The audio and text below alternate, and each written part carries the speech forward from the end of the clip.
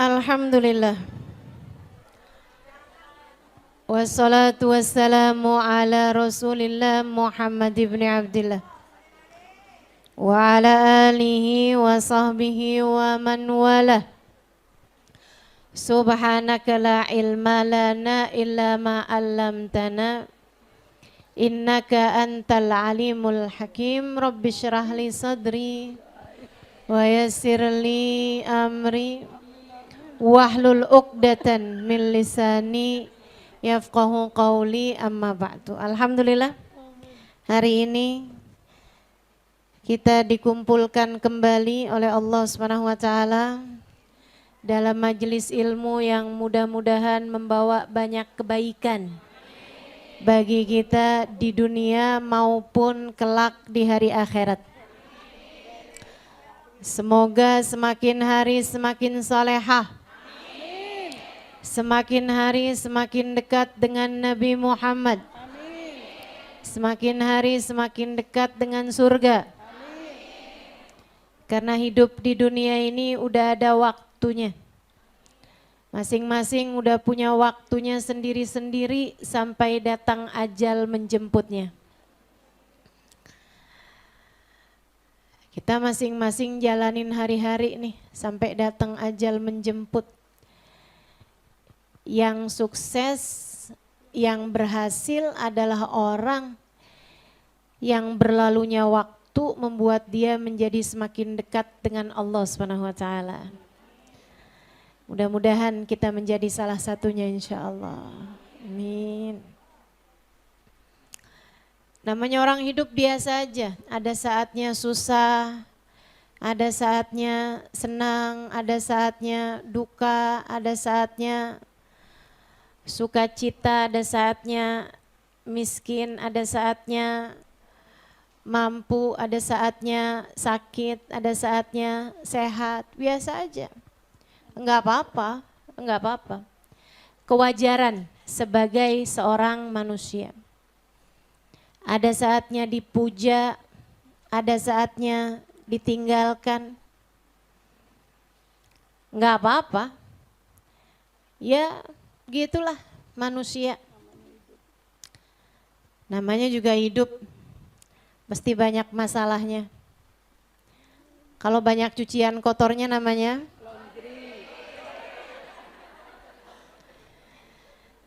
begitu, teman-teman. Kalau banyak mobilnya namanya, kalau banyak buahnya namanya pasar buah. Baik, seperti biasanya kita akan awali dulu kajian kita dengan membaca niat belajar bersama-sama.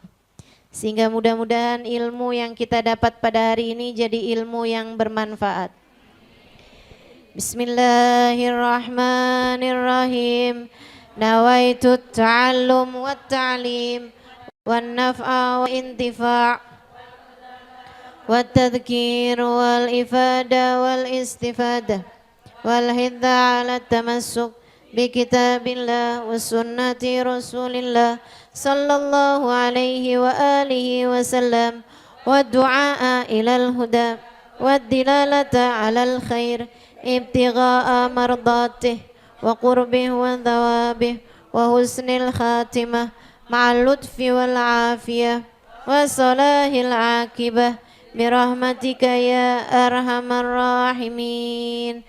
Ila hadratin Nabi Muhammad sallallahu alaihi wasallam wa alihi washabihi azwaji wa dzurriyyati wa ahli baiti wasallim wa jamil anbiya wal mursalin wal qawni ajma'in wa khususan sayyidina muhajirin Allah Ahmad bin Isa Fakil Muqaddam Muhammad bin Ali Balawi Sayyidil Habib Abdurrahman Asgaf Sayyidil Abdullah bin Abu Bakar Al-Aidarus Fakhril Wujud Asy-Syaikh Abu Bakar bin Salim wa usulim mufrim tumir sahib ratib wa sahib hadzal kitab Al-Habib Abdullah bin Al-Haddad wa Ahmad bin Zainal Habsyi wa Ali Madan Habsyi ثم إلى روح الإمام الغزالي محمد بن محمد الغزالي الطوسي ثم إلى روح سيدنا الشيخ عبد القادر الجيلاني ثم إلى روح أربعة الأئمة المجتهدين ومقلدين في الدين علماء عاملين فقهاء والمحدثين والقراء والمفسرين وسادات الصوفية المحققين أجمعين ثم إلى روح الأولياء التسعة الذين نشروا الدين في بلاد الإندونيسية ثم إلى أرواح جميع أولياء الله مشارق الأرض ومغاربها برها وبحرها أن الله يغفر لهم ويرحمهم ويعلي درجات في الجنة وينفعنا بركاتهم وأسرارهم وأنوارهم وعلومهم ونفعاتهم في الدين والدنيا والآخرة. الفاتحة.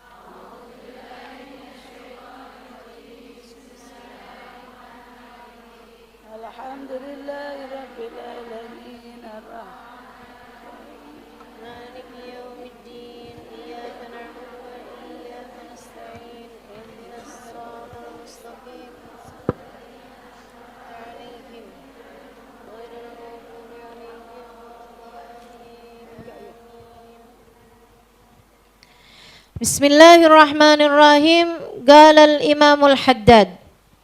Berkata Imamul Haddad di dalam kitab An-Nasaih Ad-Diniyah, nafa'anallah wa bi'ulumihi, nafa'anallah bi'ulumihi fid dharaini amin. Ucapan beliau di halaman 379 bagian bawah atau 422 yang kitab yang ada terjemahannya atau halaman 624 untuk kitab cetakan yang terbaru. Saya berharap semua yang ngaji di sini bisa pegang kitabnya masing-masing. Biar nanti kalau di rumah mudah untuk mengingat-ingat keterangan, sehingga mudah-mudahan ilmunya jadi ilmu yang terus menetap dan mudah untuk diamalkan. Amin.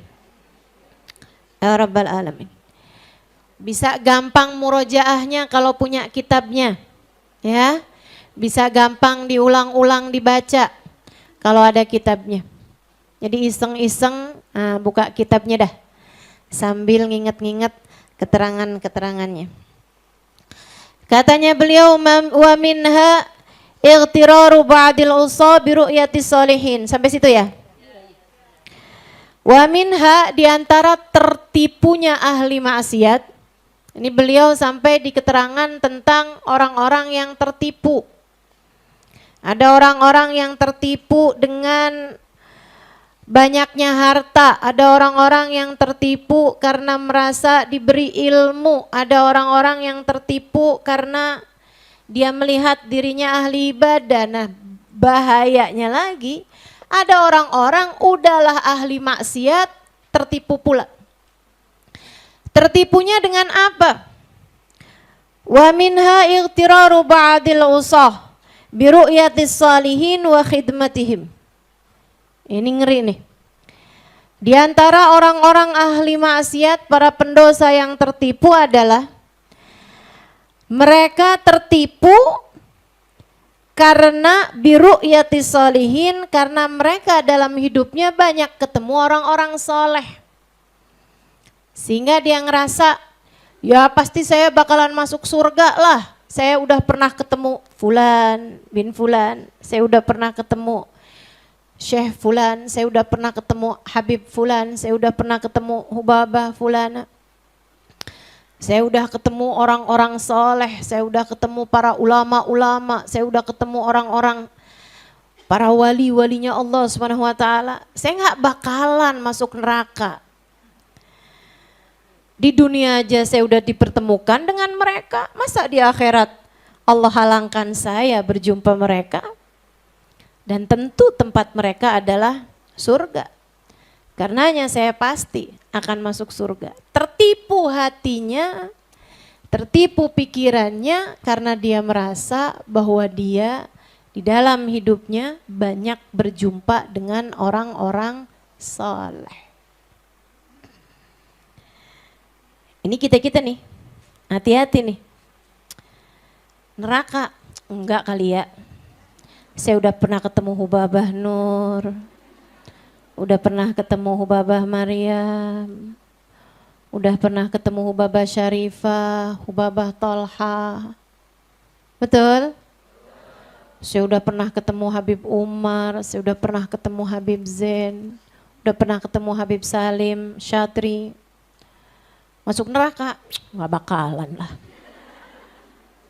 Jauh, jauh. Jangan sampai hal yang semacam ini mengelabuhi kita. Jangan sampai membuat kita tertipu.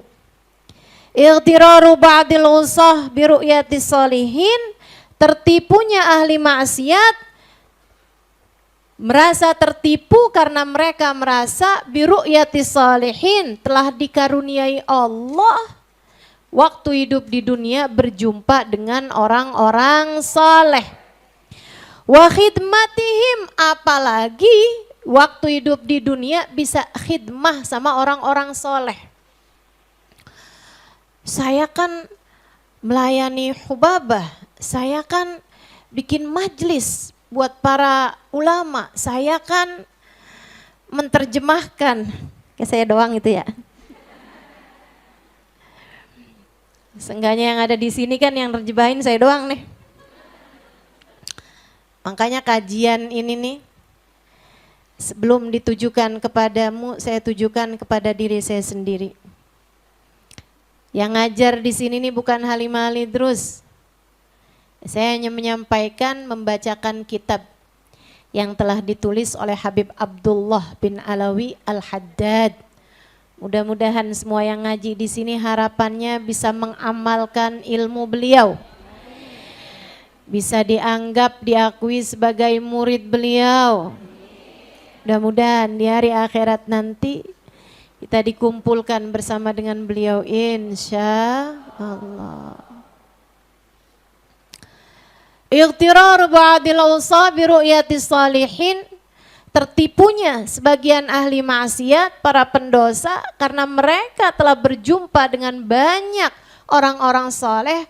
Wa khidmatihim, bahkan berkhidmah kepada orang-orang soleh tersebut.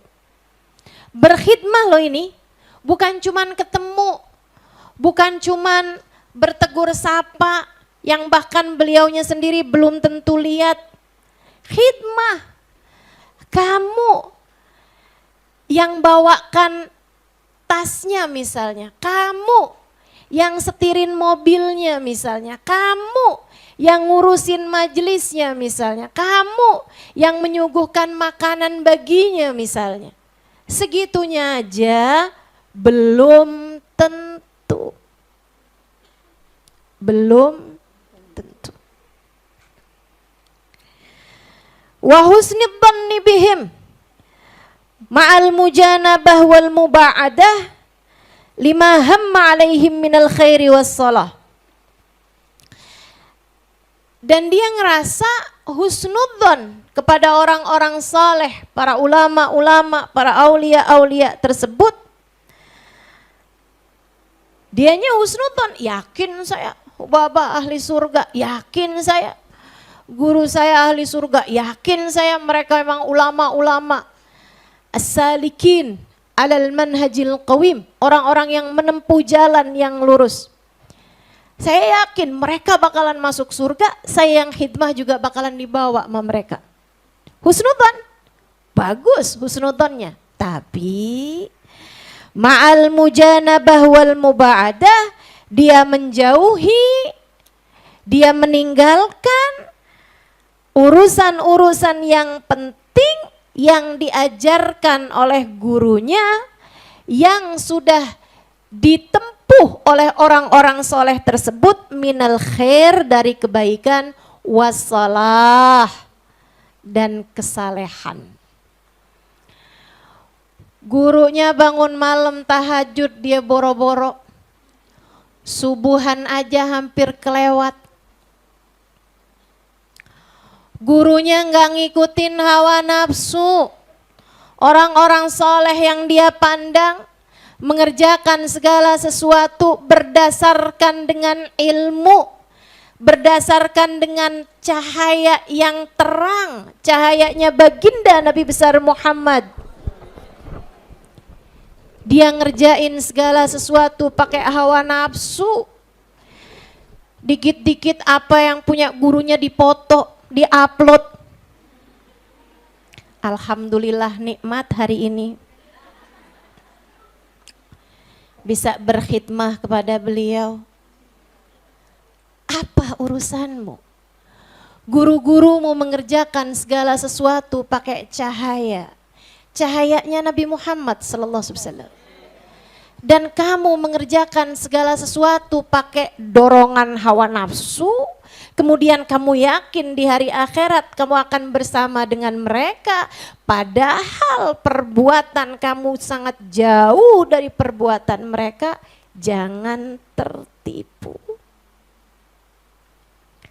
Jangan tertipu. Jangan tertipu. Bu, jangankan khidmah, yang jadi istrinya Nabi, kalau kerjaan mereka nggak sama nabinya, nggak jadi apa-apa. Nabi Lut, Nabi Nuh, manusia paling mulia pada zaman tersebut.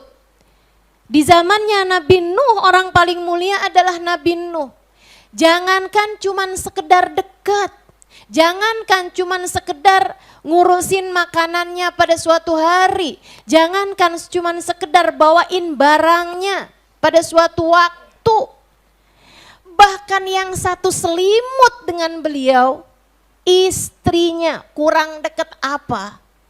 Istrinya seorang nabi, teman-teman. Istrinya seorang nabi. Masakin buat nabi tersebut. Punya anak barengan sama-sama. Sang istri mengatakan bahwa ini adalah anak saya. Sang suami yang manusia paling utama pada zamannya mengatakan bahwa ini adalah anak saya. Segitunya. Kalau nggak sama amal ibadahnya, yang satu menuju surga, yang satu menuju neraka. Kamu mau tertipu dari apa? Sudah Allah Subhanahu wa taala kasih contoh istri Nabi Nuh, istri Nabi Lut yang Allah Subhanahu wa taala jadikan minal halikin, salah satu dari orang-orang yang akan dibinasakan Allah di akhirat nanti. Kamu cuman baru bisa lihat wajah mereka. Kamu cuman bisa ngasih hadiah. Berapa banyak juga kepada mereka. Bagaimana mungkin kamu merasa begitu berjasa? Bagaimana mungkin kamu merasa begitu sama? Enggak sama, enggak sama. Hati-hati. Hati-hati. Saya banyak berjumpa dengan orang soleh. Saya banyak berjumpa dengan perempuan-perempuan solehah. Saya banyak berjumpa dengan ulama-ulama. Saya yakin kalau dibandingin sama kamu saya lebih banyak.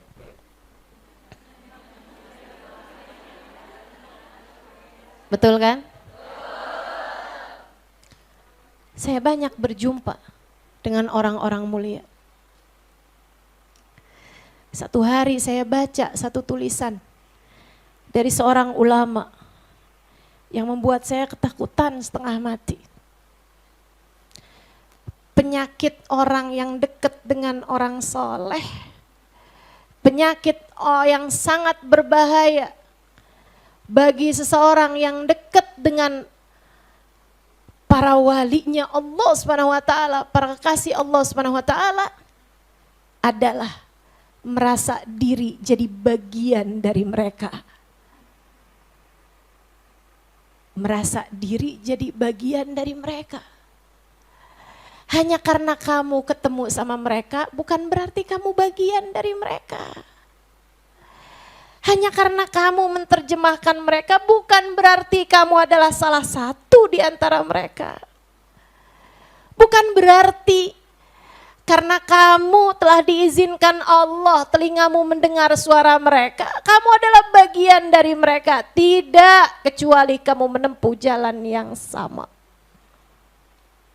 Tidak, kamu bukan bagian dari orang soleh, kecuali jika dosa-dosa yang mereka tinggalkan tidak ada pula dalam catatan amal perbuatanmu. Tidak. Jika hati, kemampuan menata hati yang mereka punya tidak ada dalam dirimu. Meskipun kamu sudah banyak melihat, berjumpa, bahkan berkhidmah dengan orang-orang saleh, salehah, dengan para wali sekalipun, bahkan dengan para nabi sekalipun, kamu bukan termasuk dari mereka. selagi yang memimpin mereka adalah ilmu dan cahaya, sedangkan yang memimpin dirimu ada hawa, nafsu, dan ambisi duniawi. Kamu pikir sama orang yang matanya dipakai buat baca Al-Quran dengan orang yang matanya dipakai buat nonton drakor? Kamu pikir sama orang yang lisannya dipakai buat berzikir dengan orang yang lisannya dipakai buat ngomel-ngomel? Kamu pikir sama? Kamu pikir sama? Orang yang setengah mati menjaga hati untuk tidak suudzon kepada siapapun dengan kamu. Yang ngelihat siapapun berasa diri, merasa lebih baik dan suudzon kepada semua orang. Enggak sama teman-teman, enggak sama. Hati-hati. Jangan sampai karunia yang Allah beri kepada kita berupa perjumpaan kita dengan orang-orang soleh menghalangkan kita dari yang semestinya kita dapat dari berkumpul dengan orang soleh kelak di akhirat nanti. Orang yang sewaktu hidup di dunia ketemu sama orang soleh, tapi di akhirat nanti nggak bisa barengan sama mereka, itu nyeselnya lebih besar daripada orang yang memang di dunia nggak pernah ketemu sama mereka, di akhirat nggak bisa barengan sama mereka. Kenapa gitu?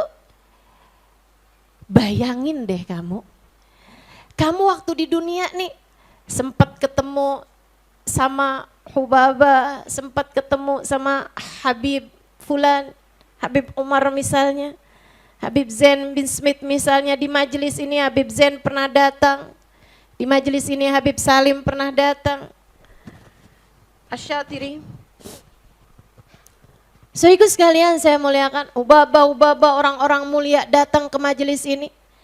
Kamu pandang wajah-wajah mereka, bakalan nangis lebih kenceng jika di akhirat nanti kamu tidak bisa bersama dengan mereka. Bakalan nangis lebih kenceng, lebih susah, lebih pedih tangisanmu jika di akhirat nanti kamu tidak bisa berkumpul bersama dengan mereka dibandingkan dengan orang yang di dunia memang gak pernah ketemu sama mereka. Dia akan berpikir, ya Allah, padahal saya sudah pernah sedekat itu. Ya Allah, padahal tangannya sudah pernah saya sentuh. Ya Allah, padahal kami sudah pernah qiyam bersama-sama, mengumandangkan salam kepada baginda Nabi besar Muhammad sallallahu alaihi wasallam. Ya Allah, padahal bekas minumnya, sisa airnya sudah pernah masuk ke dalam perut saya. Tapi sekarang mereka ada di belakang bendera barisan Nabi Muhammad. Sementara saya tidak berada di dalam golongan mereka. Hati-hati, hati-hati. Hati-hati. Pengen barengan, ikuti jalan mereka. Jangan tertipu dengan pertemuanmu dengan orang-orang soleh. Orang-orang soleh mengajarkanmu. Orang-orang soleh mengajarkanmu sesuatu. Ambil pelajarannya. Ikuti jalan mereka. Kamu layak. Sesudah kebersamaan di dunia, Allah lanjutkan dengan kebersamaan di akhirat. Tapi kalau di dunia hanya berbangga dengan berjumpa, hanya berbangga dengan bisa salaman, hanya berbangga bisa dapat sesuatu dari mereka, apalagi berbangga karena saya udah bisa ngasih ini, udah bisa ngasih itu sama mereka misalnya, dari hajat-hajat duniawi yang tidak seberapa itu, Saudariku sekalian yang saya muliakan, tanpa kamu mengikuti jalannya, jangan salahkan siapa-siapa. Jika penyesalanmu di akhirat akan menjadi lebih besar daripada mereka yang bahkan tidak pernah berjumpa dengan orang-orang mulia tersebut. Mudah-mudahan Allah jaga hati kita. Mudah-mudahan Allah jaga hati kita. Amin. Ya Rabbal Alamin. Itu sebabnya kalau kamu tanya saya, seingat saya enggak pernah. Seingat saya udah lama, udah sejak bertahun lalu, hampir tidak pernah berdoa minta biar mimpi Nabi Muhammad. Bukan berarti saya nggak kepengen. Siapa yang nggak kepengen? Siapa yang nggak kepengen? Berapa waktu yang lalu ketika saya di Pontianak kalau saya nggak salah ingat, ada kami bikin seminar, ada pertanyaan, Ustazah bagaimana cara bermimpi Nabi Muhammad? Saya sampaikan padanya, saya dapat memberitahumu cara-cara yang saya dengar dari para ulama-ulama tentang tips untuk dapat bermimpi baginda Nabi besar Muhammad sallallahu alaihi wasallam. Bahkan ada bukunya, bahkan ada kitabnya, cara bermimpi Nabi Muhammad, dikumpulkan oleh orang-orang saleh. Dan saya bisa memberitahumu sebagiannya. Akan tetapi kalau kamu tanya sama saya tidak mengamalkan hal-hal yang semacam itu. Bahkan saya tidak merasa punya keberanian, tidak merasa punya kelayakan dan kepantasan untuk meminta kepada Allah, ya Allah saya pengen mimpi Nabi Muhammad. Ya Allah perlihatkan kepada saya, pertemukan saya dengan Nabi Muhammad di dunia. Kenapa gitu?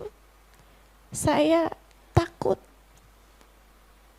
Saya ngeri sama kejahatan hawa nafsu saya sendiri.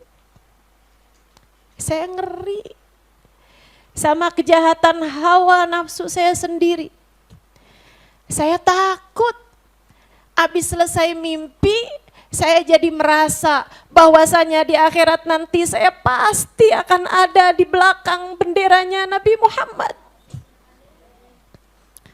Sebab bukankah Nabi Muhammad mengatakan man ra'ani fil manam fasayarani fil yaqadha, siapa yang pernah bermimpi melihat aku di dunia maka dia akan berjumpa denganku secara nyata. Saya takut hawa nafsu saya kemudian mengelabui saya bahwa saya adalah orang yang pantas untuk itu, padahal kenyataannya tidak begitu. Saya tahu siapa saya. Saya tahu seperti apa aib-aib saya. Saya tahu seperti apa dosa-dosa saya. Saya bukan orang yang pantas untuk itu. Saya takut. Hawa nafsu saya membuat saya merasa bahwa saya adalah seseorang yang tercinta di hadapan baginda. Padahal kenyataannya tidak demikian adanya. Enggak apa-apa, biarkan di dunia tertatih-tatih untuk mendekat. Biarkan di dunia jatuh bangun untuk bisa merapat. Biarkan di dunia mengemis-ngemis syafaat. Biarkan meski di dunia tak pernah dianugerahkan Allah dapat berjumpa meskipun hanya dalam mimpi. Selagi semoga di akhirat nanti kita ada dalam barisan orang-orang itu. Umat yang kelak akan diperkenankan memandang wajah Nabi Muhammad. Umat yang kelak tangannya akan bersalaman dengan tangan Nabi Muhammad. Mencium tangannya di akhirat, amin. Memandang wajahnya di akhirat, amin. Mendengar suaranya di akhirat, amin. Mencium wanginya di akhirat. Mengucapkan salam langsung di hadapannya di akhirat, amin. Ya Rabbal Alamin. Jangan sampai tertipu hanya karena kamu sudah pernah melihat. Jangan pernah tertipu jika bahkan kamu di dunia pernah berkhidmat kepada orang-orang mulia. Kamu bukan termasuk di antara mereka, kecuali jika amal ibadahmu tidak jauh dari amal ibadah mereka, kecuali jika kamu menjauhi dosa sebagaimana mereka juga menjauhi dosa, kecuali jika akhlakmu mirip dengan akhlak mereka, kecuali jika hatimu, rasa hati yang ada di dalam dirimu juga mirip dengan rasa hati mereka.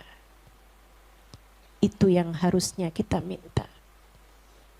Itu yang harusnya kita minta.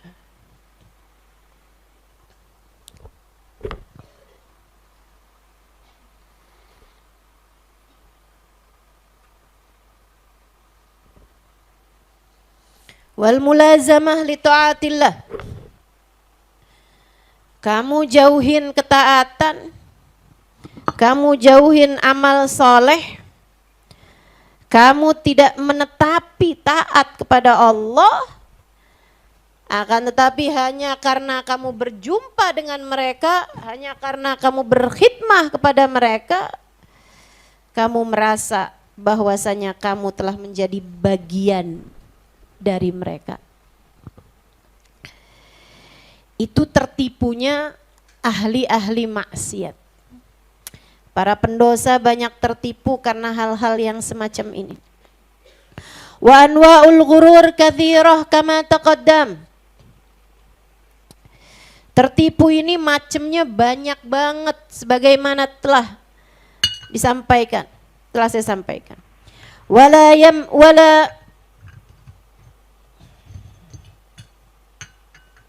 Wala yunajji minha illa ruju'. Tidak ada yang bisa menyelamatkan seseorang dari ghurur, dari ketertipuan. Illa ruju' ilallah, kecuali dengan senantiasa kembali kepada Allah. Wal ittikal ala mahdi fadlih wa karamih, dan bertawakal, menyerahkan diri seutuhnya, berharap hanya kepada anugerah dan kedermawanan Allah.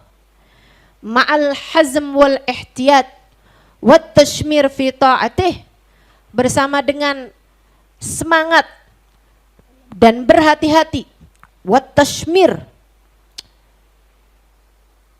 bergegas, fi ta'atih, dalam melaksanakan taat kepada Allah, wal jid wal ijtihad fi ibadatih, sungguh-sungguh dan berjuang dalam ibadah pada Allah Subhanahu wa taala, wa ma'ajtinab maksiatih, dan bersama dengan menjauhi kemaksiatan pada Allah Subhanahu wa taala.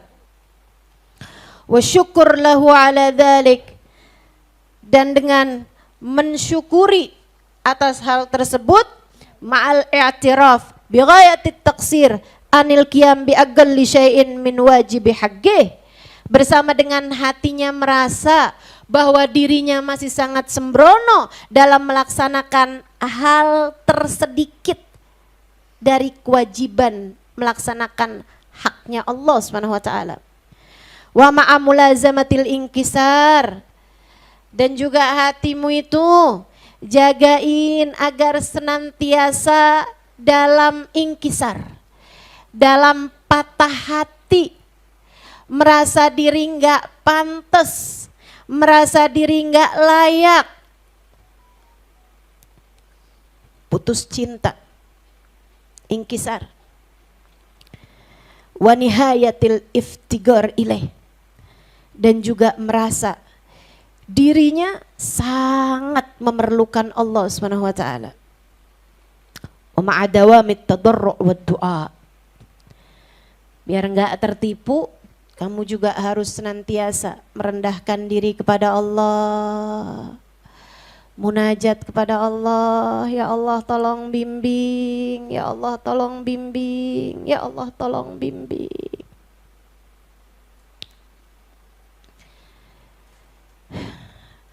Perasaan merasa diri sesiapa itu sangat berbahaya, teman-teman. Sangat berbahaya, sangat berbahaya. Makanya kalau lagi dikasih hal-hal yang tidak menyenangkan dalam hidup, semoga itu adalah jadi cara Allah untuk menjadikanmu tak lagi sombong sewaktu hidup di dunia ini. Kalau kamu suamimu berpaling hati, hatimu kan kayak nggak terima tuh. Sampaikan pada hatimu, mungkin ini adalah cara Allah untuk mendidik hati saya, mengingatkan saya bahwa saya bukan sesiapa. Bahkan mendapatkan cinta manusia saja kita tidak layak. Bagaimana pula dengan mendapatkan cintanya Allah? Bahkan manusia yang saya sudah bersama dengannya berbagi suka duka bertahun-tahun lamanya dapat meninggalkan saya. Bukankah Allah pun dapat melakukannya?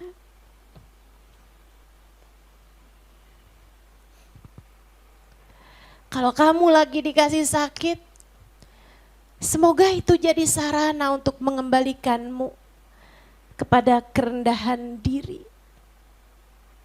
Bahwa ternyata kita bukan sesiapa. Bahwa ternyata kita tidak dapat melakukan apa-apa. Anak lagi bandel, diajakin sholat susah. Enggak denger ucapan-ucapanmu. Jadikan itu sebagai sarana untuk ingkisar. Sarana buat merendahkan hati, buat merendahkan diri. Ya Allah, sama anak aja saya enggak dimuliakan. Sama anak yang sudah saya lahirkan dengan separuh nyawa saya. Segininya aja. Dia tidak memperlakukan saya dengan baik. Ya Allah, saya memang bukan sesiapa. Jika bahkan oleh anak saya sendiri, saya tidak dimuliakan. Bukankah saya memang tidak layak dimuliakan oleh siapapun, termasuk Engkau ya Allah. Jangan-jangan memang saya adalah orang yang hina karena banyaknya dosa-dosa saya. Saat teman-temanmu meninggalkanmu, sahabat-sahabatmu meninggalkanmu, jadikan itu sebagai sarana pembelajaran bagi hatimu. Ingatkan terus dirimu, kamu memang bukan sesiapa. Kamu memang bukan siapa-siapa. Kamu memang bukan siapa-siapa. Siapapun dapat meninggalkan kita. Kita memang pantas kok. Segala dosa-dosa kita, aib-aib kita pantas buat kita ditinggalin. Ya Allah, serem banget. Ya Allah, maaf ya Allah. Meski sesiapapun meninggalkanku, jangan Engkau meninggalkanku ya Allah. Hidup baru bisa dapat pelajaran-pelajarannya ketika kamu senantiasa mengembalikannya kepada Allah. Enggak, masalahnya bukan antara kamu sama suamimu. Masalahnya urusan antara kamu sama Allah. Masalahmu bukan antaramu dengan teman-temanmu. Masalahmu antara kamu sama. Masalahmu bukan antaramu dengan anakmu. Bukan masalah antaramu sama saudaramu. Bahkan bukan masalah antara kamu sama badanmu ketika kamu dikasih sakit. Masalahmu adalah antara kamu sama Allah. Jalla jalaluhu wa ta'alat azamatu. Tetaplah merunduk, tetaplah merunduk.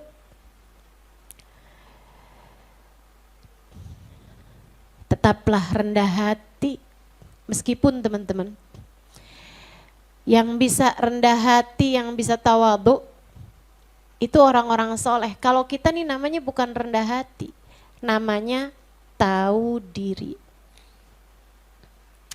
Rendah hati itu kan meletakkan diri lebih rendah daripada posisi yang sebenarnya.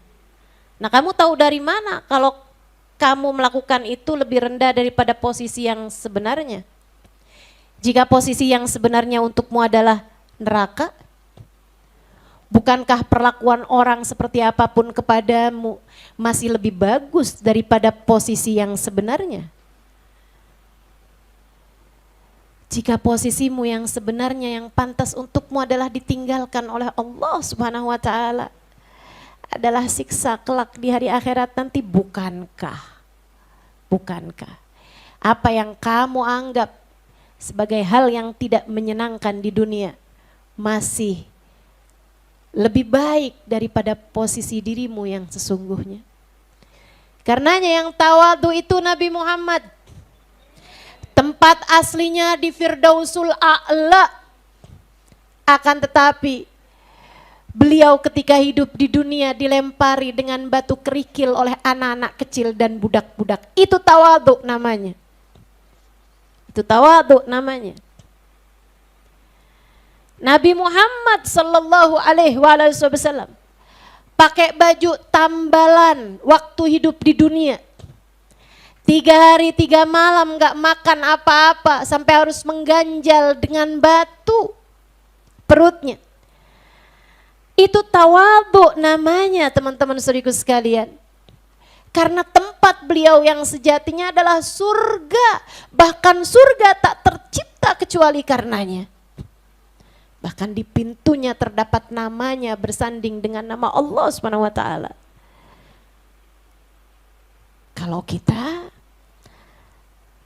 Kalau tawadhu, jangan-jangan bukan tawadhu, akan tetapi tahu diri. Karena semerendah apapun kita di atas muka bumi ini, bisa jadi posisi yang sesungguhnya lebih rendah daripada itu. Merunduklah terus, belajarlah untuk terus menunduk. Belajarlah terus untuk jadi hamba yang tahu diri, insya ma'adawamit tadarru' wad du'a, sambil terus-terusan merendahkan dirimu kepada Allah, wad du'a, banyakin doa. Doamu jangan pernah jadikan hanya sekedar sebab itulah yang paling kamu perlukan. Doa bagi kita tak pernah hanya sekedar itu adalah semua yang kita perlukan. Doa, meminta doa sama orang, minta didoakan oleh orang lain. Doa, terus doa. Diam-diam hatinya berdoa, ngelihat apapun berdoa, ngelihat siapapun berdoa. Kalau lihat orang soleh berdoa, ya Allah, solehahkan saya seperti Engkau mensolehahkan dia. Kalau ngelihat ahli maksiat berdoa, ya Allah berikanlah hidayah-Mu untukku dan untuknya. Karena dia berbuat dosa, tapi saya juga gak kurang-kurang dosanya, ya Allah. Dia buka-buka aurat, iya benar itu dosa. Akan tetapi saya membuka-buka aib orang dengan lisan saya, berghiba dengan lisan saya. Bukankah itu adalah dosa yang gak kalah besarnya daripada membuka aurat? Karenanya tiap ngelihat orang yang berbuat maksiat sekalipun, berbuat dosa seperti apapun, ya Allah karuniakan hidayah untukmu, untuknya, dan untukku ya Allah. Walazumil istighfar ana al-laili wan nahar, tetaplah memohon ampun pada Allah sepanjang malam, sepanjang siang. Ampuni saya ya Allah, ampuni saya ya Allah, ampuni saya ya Allah. Wa ma taufiqi illa billah, alaihi tawakkaltu wa ilaihi unib. Aku tak dapat mengerjakan kebaikan apapun melainkan taufik, kemudahan dari Allah Subhanahu wa taala. Kepadanya aku berserah, sebab kepadanya lah aku akan kembali. Wallahu a'lam bishawab.